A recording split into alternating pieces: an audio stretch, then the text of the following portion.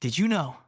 Scientists designed a nuclear bomb so powerful it could destroy all of human civilization. It was called Project Sundial, and it started in the 1950s during the Cold War. The idea was simple and terrifying. Build one bomb so powerful that no country would ever dare start a war again. But to understand how something this insane even got proposed, we have to go back to the world right after World War II. Imagine being 40 years old in 1945. That means you would have been born in 1905. Back then, most cities still relied on horses. Electricity was rare in homes, airplanes were barely experimental machines, and fewer than 100,000 soldiers would die in wars. Then, suddenly, everything changed. 2 world wars killed more than 70 million people. Jet planes appeared, TVs in people's homes, and then humanity unlocked something completely new. Nuclear weapons. For the first time in history, a single bomb could destroy an entire city. When the United States dropped atomic bombs on Hiroshima and Nagasaki, it shocked the world. Suddenly, nowhere on Earth felt safe.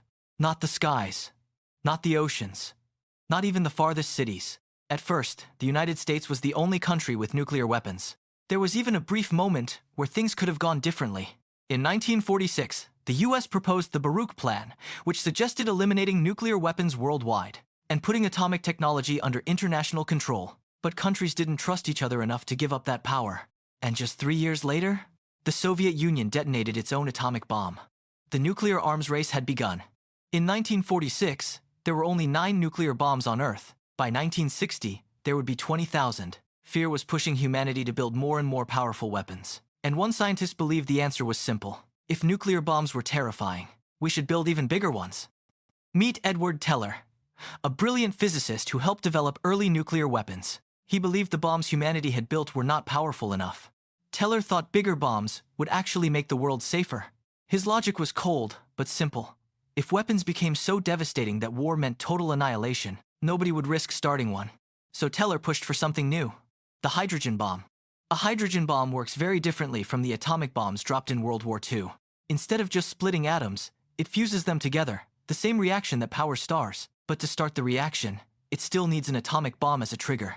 When that first stage explodes, it releases enormous energy that compresses the fusion fuel. This briefly creates conditions similar to the inside of a star. When the first hydrogen bomb was tested in 1952, it completely erased a Pacific island. 2 years later, the US tested another bomb that was 1,000 times stronger than the Hiroshima bomb. The world reacted with horror. For many scientists, these weapons had crossed a terrifying line. War was no longer about winning battles. It was about the possible extinction of humanity. But for Edward Teller, even that wasn't enough. He wanted to end the nuclear arms race completely, and his idea for doing that was to design the final bomb, a weapon so powerful that no one would ever dare continue the arms race.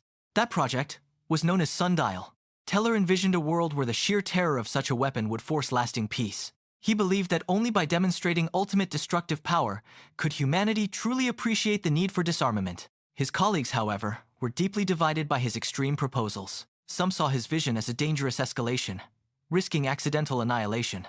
Others, though few, understood his desperate attempt to find a paradoxical path to peace. The moral implications of Sundial weighed heavily on everyone involved. Could such a weapon truly deter war? Or would it simply guarantee it? Instead of being dropped from an airplane, it wouldn't even need to move. If a weapon could destroy the world, why bother delivering it? Some scientists imagined it sitting on a remote island, or somewhere deep inside the country. The message was simple: attack us, and we destroy everything.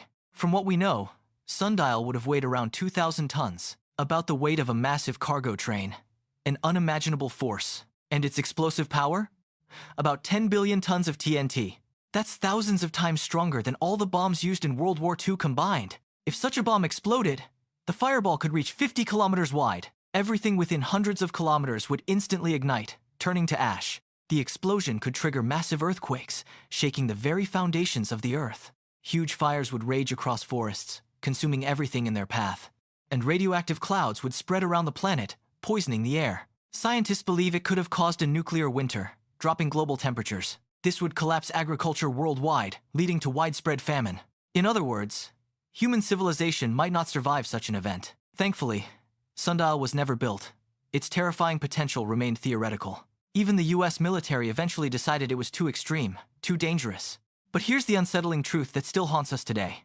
Instead of one doomsday bomb, humanity built thousands of nuclear weapons. At the peak of the Cold War, there were over 70,000 nukes in the world. Today there are still about 12,000, a staggering number, enough to destroy civilization many times over.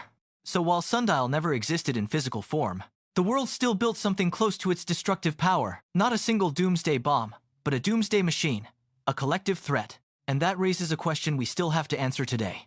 Should humanity really keep weapons capable of ending itself? If topics like this blow your mind, subscribe to our channel. Thanks for your support.